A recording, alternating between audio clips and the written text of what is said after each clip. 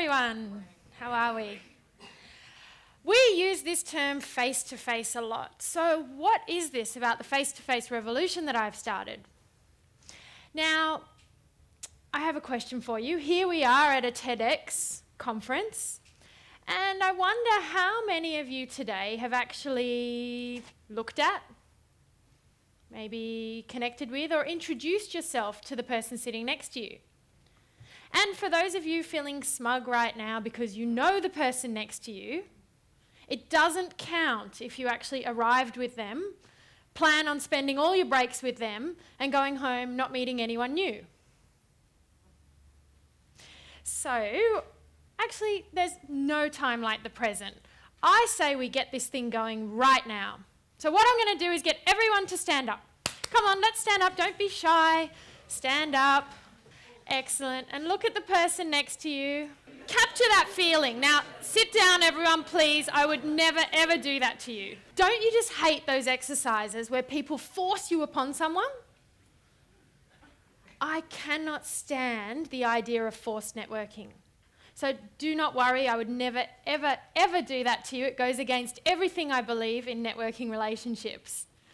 But I just wanted to highlight, of course, the fact that that fear, so some of you might have had a bit of a fear or an awkwardness or an anticipation at that moment. Unfortunately, people carry that feeling with them to most networking events that they go to. And some people even hold that fear and awkwardness and feeling during the event and even after the event. So it's not quite the networking that we want to see and not quite how we want to be showing up.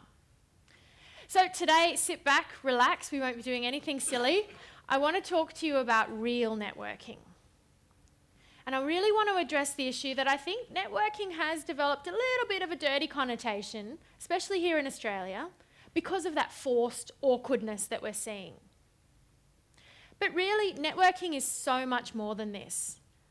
In fact, networking is the very cornerstone of business success.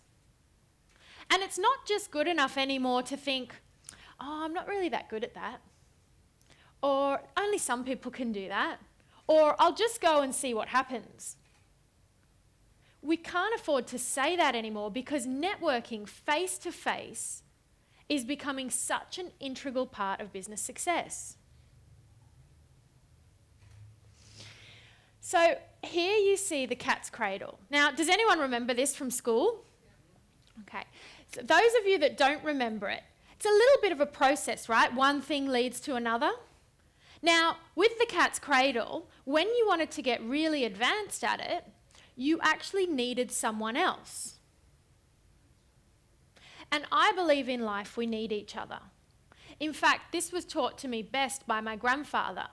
He was a Czech beer brewer. We prefer to think of him more as a philosopher, but of course brewing beer is going to make you quite philosophical anyway. And he had a saying that was ruka ruku meje. So for those of you who don't speak Czech, let me translate for you. Ruka ruku meje. One hand needs the other hand to wash. Now, I don't know if anyone's ever tried washing one hand on their own, but it is actually quite difficult. So in this quest of we need each other, I wanted you to understand that I believe networking is a learned skill. And it's a life skill. And it's something that we need to take forward with us. Let me introduce you to two people. There's Fiona and Deborah. They're both going for a promotion. Now, they work for a professional services firm, and they've both been put up for this promotion. Now, they have a different array of qualifications. So Fiona went to Sydney Uni. Fiona has an MBA, and Fiona's had several promotions over the last couple of years. So Fiona has what we call human capital. And Deborah, on the other hand, she's also got a really good resume. But Deborah's the type of person who does the charity runs. She has lunches with other departments. She actually chairs an industry committee. So Deborah has what we call relational competencies or social capital. Now, the company needs to weigh up who's going to get this promotion. Is it Fiona or is it Deborah? So human capital which is what I was saying Fiona had, is something that has long been really important to all of us, especially when it comes to business. Now, did you know, as far back as, 8 years is a long time, isn't it? 2002, there was a global leadership report done where out of 1,900 leaders, they actually voted human capital with more high importance than social capital. Now, the last couple of years has seen a lot of change. So what we've actually seen is this area of social capital come into play. Now, social capital is said to be the most important factor for leading 21st century businesses. Now, social capital is what Deb had, right? Social capital is the ability to forge networks. And the benefits of social capital are so important. The idea of sharing knowledge, more coherent action flows. Imagine if organisations are more stabilised because they retain people, which means they retain knowledge. The benefits of social capital are far outweighing on the scales the human capital element. And so I wanted you to think about your leadership style and, of course, where does it tip for you? Are we leaning human or social?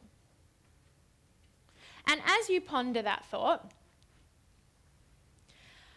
I wanted to ask you how connected you are, because I think the world is changing at such a rapid rate. You've got spam laws and marketing changing the way that we communicate. You've got technologies coming at us from everywhere. I don't know about you, but I cannot keep up with the pace of technology as much as I love it. It's just mind-boggling. And then, of course, you've got economies that are in flux. So the world is changing. Now, these spam laws and legislative changes are really affecting the way we connect. In the past, we used the phone a lot. But in 2001 in the US, they actually introduced the National No-Calls list. Now, we've got it here too. In 2001 in the US, within 1 year, 62 million people had signed up to this. And in the UK, they prefer a bit of old-fashioned mail. So they have the mailing preferences list. And in the UK, you can get off 95% of mailing lists by signing up to this. Now, I don't know if you're aware of this, but a couple of weeks ago, they announced the possibility of a B2B no-call list. That's a business-to-business no-call list. It means you will no longer be able to contact people via phone for business purposes. And this is going to have a huge impact on how we grow our businesses, how we grow our networks. And the importance of face-to-face really, really starts to shine when you realise what's happening around us with all this noise. And so with that in mind, I'd like to tell you that it was Oxford Economics, but I've seen several reports that showed that every dollar you invest in a conference or a trade show actually has a $4 to $6 return. And 85% of senior business people feel that face-to-face meetings are more conducive for getting new customers. Would you relate to that? Now, Harvard and MIT have consistently shown this. So they're consistently showing research that demonstrates the fact that your personal networks are the single most important factor contributing to the company's success and productivity. Imagine that as a powerful resource to take with you, your own personal networks. And so I wonder then, with, I guess, the networking styles that we see, why it is that some people don't have a networking strategy that's aligned to them. And what I mean by that is we do a lot of diagnostic research with the clients that we work with. And we've found that 79% of people actually don't prepare before they network. So think about that for a minute, if that was you this morning. That's a big chunk of people who do nothing before they show up. Now, the other staggering part of that is that 71% of people actually don't follow up. So can you imagine not preparing and then therefore not showing up? It means that not much is happening in between. So no wonder 3/4 of people's networks aren't actually supporting the results that they need. So I think it's time for a change. I think it's time we took networking and face-to-face connections a little more seriously. These links, I guess, that we create. Oh, look, there I am. There I am again. Oh my goodness. Now, before you think I'm an absolute narcissist and they had to actually widen the doors to get me in here today, I want you to picture your face right there where mine is. Because networking effectively is about visibility, and it's also about frequency, right? So you've got to understand that you need to stay, you know that saying, out of sight, out of mind? It's absolutely true for all the relationships that we manage. Now, it's our roles within our networks to stay visible. And here's the interesting thing. It's up to you to promote yourselves to be visible to those networks. But my big question to you is, who in those networks is promoting you? Because when you get really good at this and your networks become really strong, all those relationships are therefore promoting you. Now let's go back to the case of Fiona and Deborah, because I think you'll find a very interesting outcome to that promotion. Fiona, the human capital lady, Fiona had one person promoting her for the job. That was her manager. And guess what? That was the position that they were replacing. So the one person promoting her was the lady whose opinion, quite frankly, didn't matter anymore because she was leaving. True. The person, or people I should say, that were promoting Deborah were far and wide. They were varied. They were within the organisation. She had so many different touch points of people putting her forward. So whilst Deborah didn't have the human capital, she didn't have as much experience, she had people backing her. And Deborah got the promotion.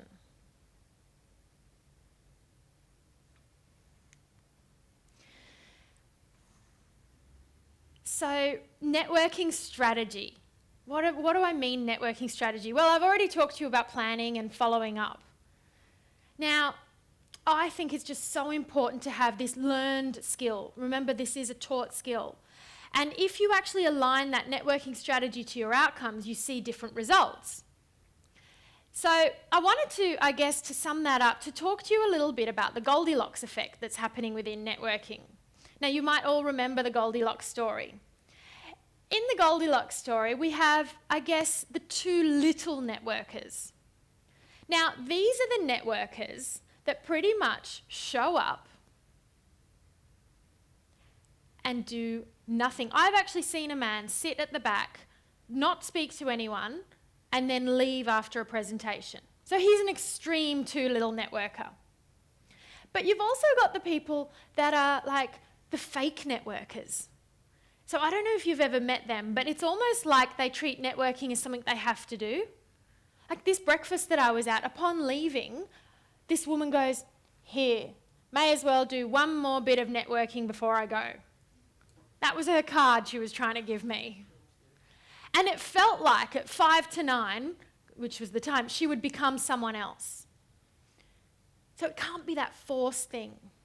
And what about the people that arrive with the same people that they know and stay with those people? So this is the most common call that I get in the office. "Julia, we sponsored an event last night and I took 10 of my staff." Great. They all talked to each other. Most companies can relate to this.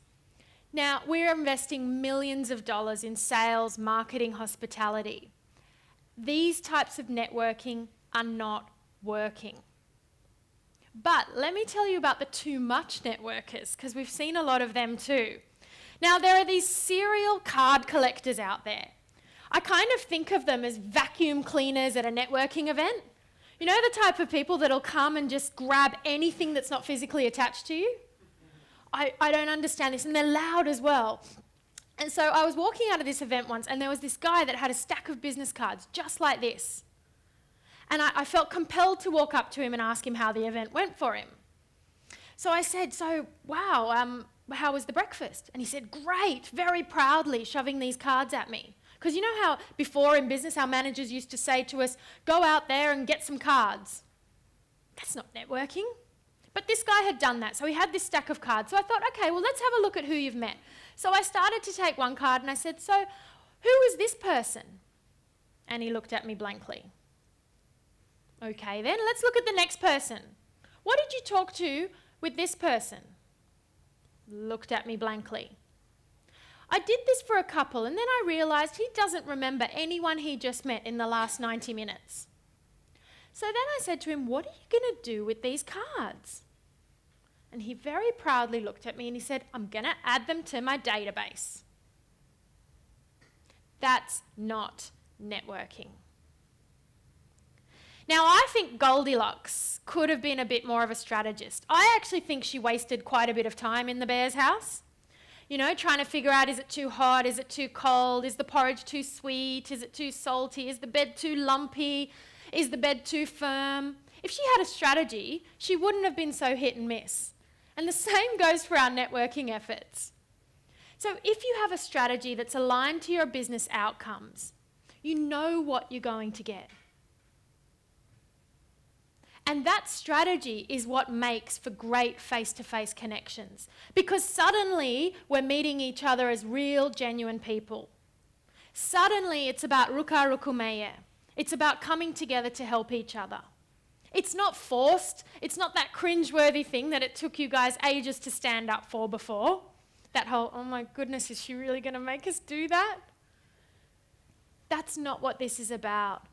I'm advocating that today we take the opportunity to meet each other in a warm, friendly, truly genuine manner. And in doing so, you will help me to spread the word of the face-to-face revolution. So I want to leave you with the thought that your network is like a muscle. The more you work it, the stronger it gets. So please, make sure you meet each other.